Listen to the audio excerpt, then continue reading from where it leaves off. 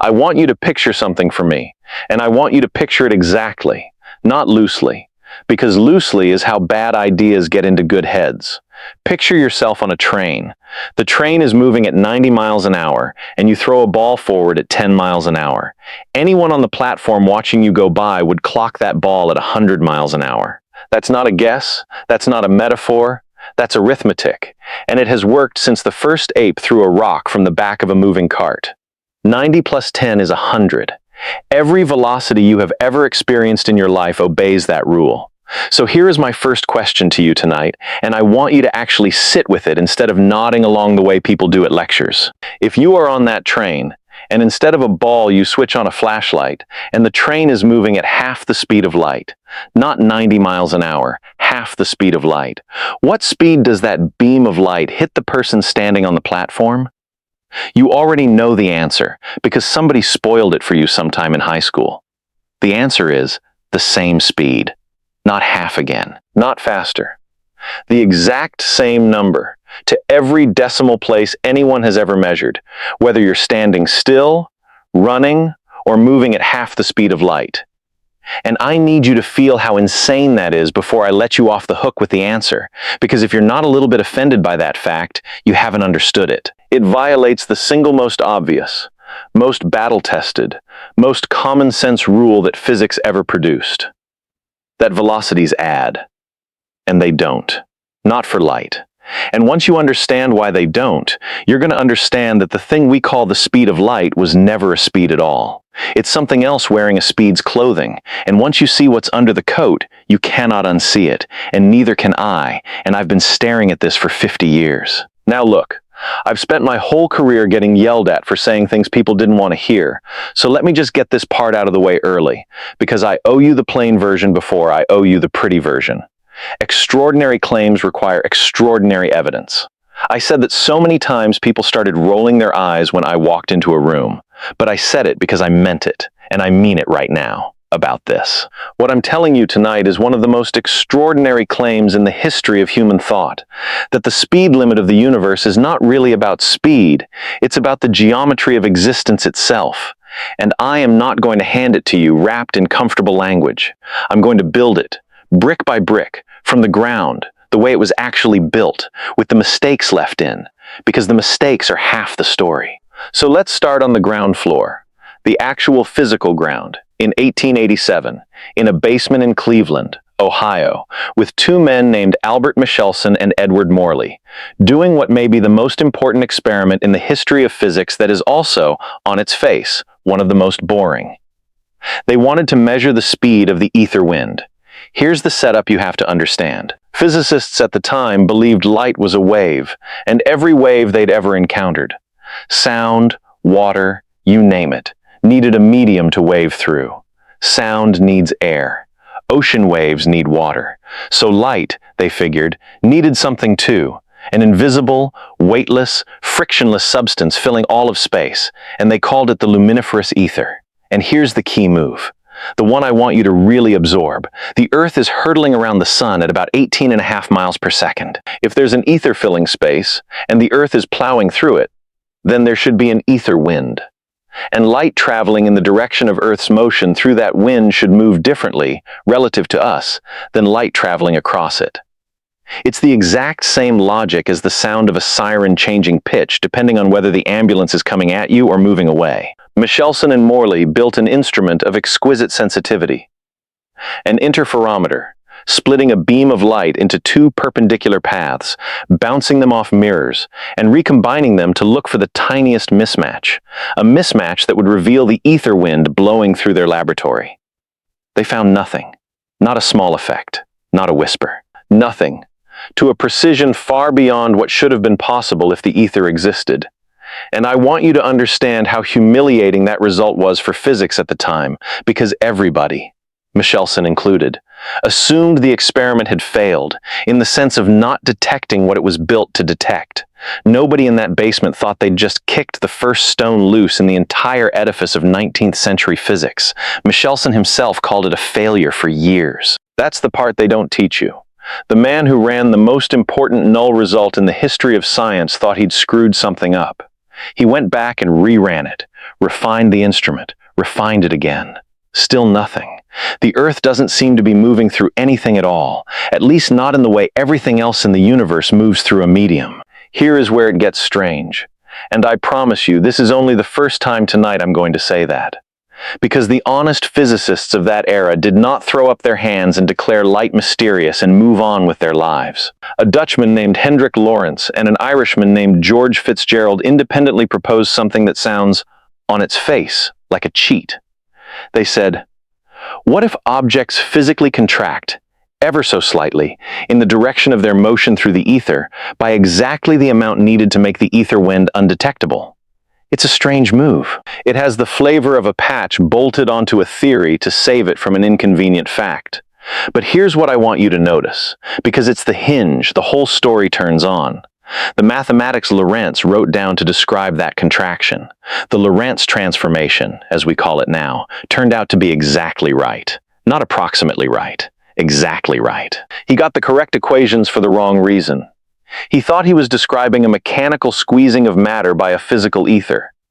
What he had actually written down, without knowing it, was the true geometry of space-time itself. That's one of my favorite facts in the whole history of physics, because it tells you something about how discovery actually works, which is messier and more accidental than the textbooks let on. Sometimes you get the right answer while believing something completely false about why it's the right answer, and you can carry that unexamined falsehood around for years before somebody comes along and rips the wrapping paper off. That somebody was a patent clerk in Bern, Switzerland, in 1905, 26 years old, who had failed to get an academic job and was examining patents for electromagnetic devices to pay his bills.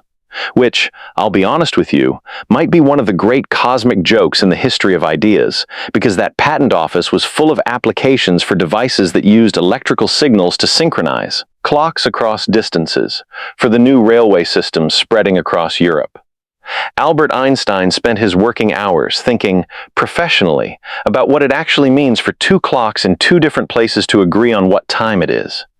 And that is, almost word for word, the question that cracked physics open. Einstein didn't add some new force or new particle to the universe. He asked, with the stubbornness of someone who refuses to accept hand-waving, a question so basic that everyone before him had waved past it.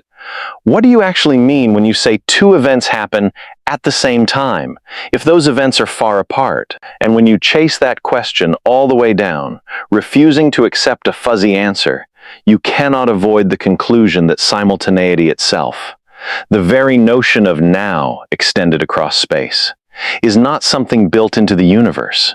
It's something you construct, using light signals and different observers, moving at different speeds, construct it differently. Not because they're being sloppy, because there is no single, universal now for them to disagree about. There is no absolute stage on which all events sit at fixed positions in time, waiting for us to read them off correctly or incorrectly.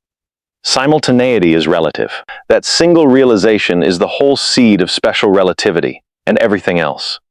Time dilation, length contraction, the equivalence of mass and energy, falls out of it like dominoes. Now, I need to do the thing I promised you at the start. I need to lay the actual bricks. Because if I just tell you simultaneity is relative and move on, I've done exactly what I despise.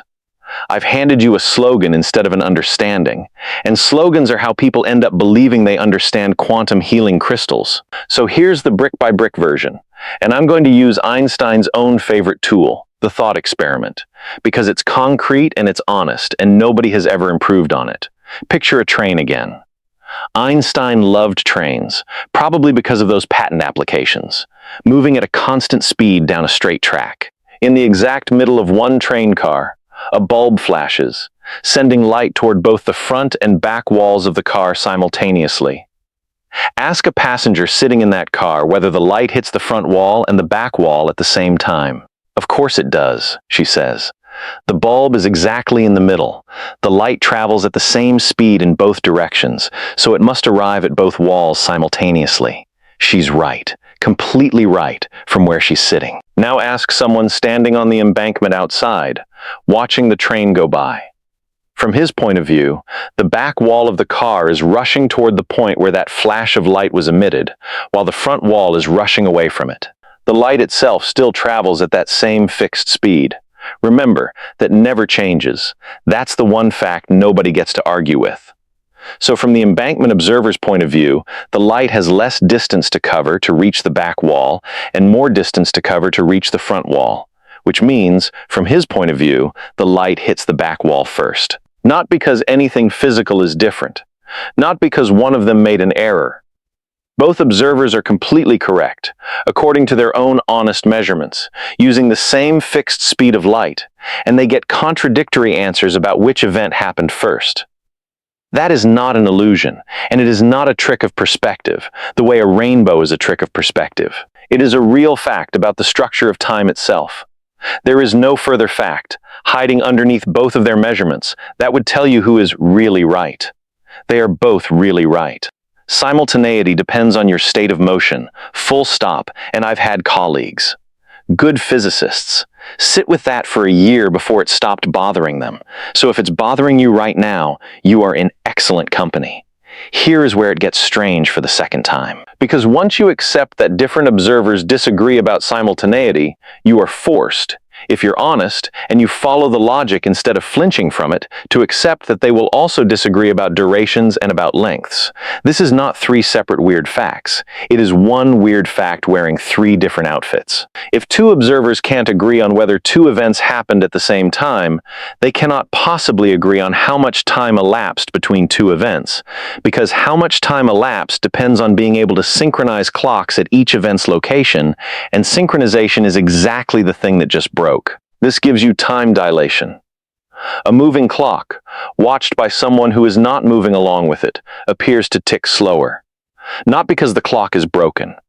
Not because light takes time to reach the observer's eye, and we're correcting for that lag. That correction is already assumed.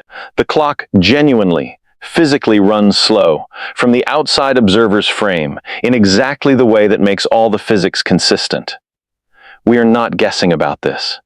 We have measured it directly, over and over, and I want to give you the measurement, because I promised you the honest version, and the honest version includes the receipts. Cosmic rays striking the upper atmosphere produce particles called muons, heavy cousins of the electron, and these muons are unstable, decaying with a half-life, in their own reference frame, of about 2/millionths of a second. At the speeds they travel, ordinary Newtonian arithmetic says almost none of them should survive the trip down through the atmosphere to reach a detector at sea level. They should decay long before they get here. And yet we detect them at sea level, in large numbers, far more than simple arithmetic allows. The reason is time dilation. From our point of view down here on the ground, the muon's internal clock, the clock governing its decay, is running slow, because it's moving at a significant fraction of the speed of light relative to us, and that slowdown stretches its effective lifetime enough for a great many of them to survive the fall. That is not a hypothetical. That is data collected in physics laboratories on every continent. Every single satellite in the global positioning system has to correct for this effect, and for a related effect from general relativity due to the weaker gravity at orbital altitude, or your GPS would drift by miles within a day. The next time your phone tells you where you are, some tiny fraction of that accuracy exists because engineers took Einstein's 1905 paper and treated it as an engineering spec, not a philosophy essay. I find that thought almost unbearably moving, if you want to know the truth. That a 26-year-old's thought experiment about trains and flashlights now sits quietly, doing arithmetic, inside the machine in your pocket. Now let's get to length contraction, the third outfit on the same underlying fact, and then I'll show you the real payoff, the thing I actually dragged you in here to tell you. If time dilates depending on your motion, and simultaneity is relative to your motion, then lengths measured along the direction of motion must also depend on your motion, and they do. An object moving relative to you appears contracted along its direction of travel. Again, not an optical illusion, not your eyes playing tricks. A real fact about the measured geometry of that object in your reference frame. The faster something moves relative to you, the shorter it measures along its direction of travel, right down to the point where, at the speed of light itself, length in that direction would contract to zero, which is your first clue. a big flashing sign, if you're paying attention. That light does not experience space and time the way we do.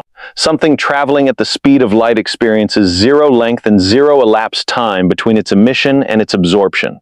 From the photon's own point of view, if a photon could have a point of view, its birth and its death are the same event.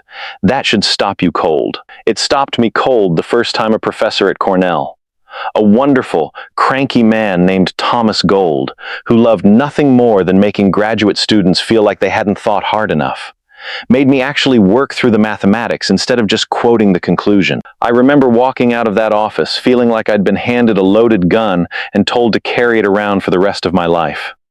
You don't get to unknow something like that. So here's the part where I finally deliver on the title of tonight's talk, and I want you to hold everything I just built in your mind at once, because it all comes together right here. We have been treating the speed of light as if it's a fact about light, a cosmic speedometer reading for one particular kind of particle, the photon, the way the speed of sound is a fact about air molecules bumping into each other. That is the assumption I am here tonight to demolish, and I'm going to do it carefully, because it deserves care. Notice what the number actually does in the equations of relativity. It shows up as the conversion factor between space and time, not as how fast light happens to go, but as the exchange rate the universe uses to translate distances into durations and back again. When Hermann Minkowski, Einstein's own former mathematics professor, who once reportedly called young Einstein a lazy dog as a student, which I have always found delightful, because it means the man who built the geometric language of space-time originally thought Einstein wasn't paying attention in class. When Minkowski took Einstein's 1905 results and rebuilt them as pure geometry in 1908, he showed that space and time are not two separate things that happen to interact. They are two aspects of a single four-dimensional structure, which we now call space-time, and the distance between two events in that structure is calculated using a formula that looks almost like the Pythagorean theorem you learned in school, except for one crucial minus sign. Instead of adding up the squares of the space and time separations, you subtract the time part. That minus sign is the single strangest, most consequential minus sign in the history of mathematics. It's the reason time behaves differently from space, and it's the reason light behaves the way it does. And in that formula, the constant we call c, the speed of light, isn't measuring how fast a photon runs. It's the conversion factor that lets you add a duration of time to a distance of space in the same equation, the way you'd need a conversion factor to add feet to meters. It answers the question, how many meters of space is 1 second of time worth, structurally, in the geometry of the universe? And the answer the universe gave us, when we measured it, was roughly 300,000 kilometers. Here is where it gets strange for the third time, and this is the one I actually want you to take home and argue about with somebody, because most people stop one step before this and think they understand it when they don't. If c is fundamentally a geometric conversion factor between space and time, not a speed limit imposed on light as a special favor, or a curse, or a punishment, then it should govern anything that moves through space-time, whether or not that thing has any interest whatsoever in electromagnetism. And it does. Gravitational waves, ripples in the fabric of space-time itself, first predicted by Einstein in 1916 and finally detected directly by LIGO in September 2015, a century later, a detection I would have given several years of my life to have lived to see in its full glory. Gravitational waves travel at exactly this same speed, this same c. Not because gravity and light are secretly the same thing, because both of them are being carried through the identical underlying geometric structure of space-time, and that structure has a built-in speed limit for the propagation of any influence, any causal effect, any information whatsoever, from one point to another. Light happens to be the first thing we discovered traveling at that limit, and so we named the limit after light, and that naming has confused people for over a century, myself included, for longer than I care to admit. It should be called the invariant speed of causality. It should be called the structural speed of space-time. It got called the speed of light purely by historical accident, because light was the messenger we happened to notice first, standing in a basement in Cleveland trying to detect an ether wind that turned out not to exist. Think about what this means for the theoretical possibility of massless particles more broadly. not just photons. Any particle with zero rest mass, whatever it is mathematically forced by the structure of spacetime itself to travel at exactly this one speed. No faster and no slower, the instant it comes into existence. It has no choice in the matter, the way you have no choice about how many inches are in a foot once you've agreed to use inches and feet at all. That's not a property of light bulbs and lasers. That's a property of the geometry of existence, and light is simply the most familiar tenet living inside that geometric fact. Now let me give you the deepest layer, the one that connects this small, seemingly narrow question about light to the largest questions we have about physical reality, because I promised you at the outset that tonight would not be poetry dressed up as physics. This connection is a working scientific fact, not a flourish. The reason nothing can exceed this speed is not that the universe has posted a sign that says speed limit, no exceptions, violators will be fined. The reason is causality itself. If you could send a signal, or move an object, or transmit information faster than this universal conversion factor allows, then, and this follows directly, rigorously, from the mathematics of relativity, not from anyone's opinion. There would exist some valid reference frame, some legitimate observer moving at some particular velocity, for whom that signal arrives before it was sent. Effect precedes cause, not as a philosophical curiosity. As a mathematical certainty, once you accept the relativity of simultaneity that I walked you through earlier tonight. The entire logical structure of before and after, of cause producing effect, of the universe making any narrative sense whatsoever, depends on nothing being able to outrun this limit. That is what C actually is. It is the speed of causality itself. It is the rate at which the universe is able to be consistent with itself. I want to tell you about a mistake I made, because I promised you the mistakes too, and because I think it's dishonest to stand up here and pretend this all clicked into place for me on the first pass. Early in my career, I fell into exactly the trap I've spent this whole speech trying to talk you out of. I thought of the speed of light the way most working scientists of my generation were taught to think of it, as an empirical speed limit discovered for light specifically, with everything else in physics having to awkwardly conform to a rule that was fundamentally about photons. I taught it that way for longer than I should have. It took a long, occasionally heated conversation with a colleague.